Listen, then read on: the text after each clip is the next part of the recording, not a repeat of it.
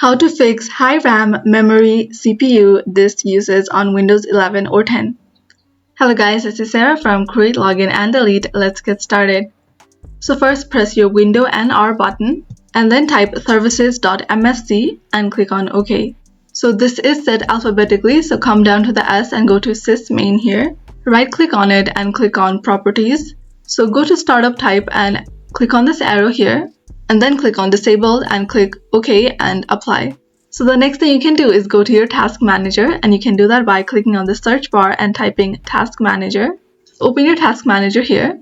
Go ahead and go to Startup, and you'll see that all of these are enabled. So make sure that only a few of these are enabled here, the ones that you're using, and you can disable it by right-clicking on this and click on Disable here. So go ahead and disable most of these, the ones that you're not using, and just enable the ones that you are currently using. So the next thing you can do is make sure that you do have enough space on your PC.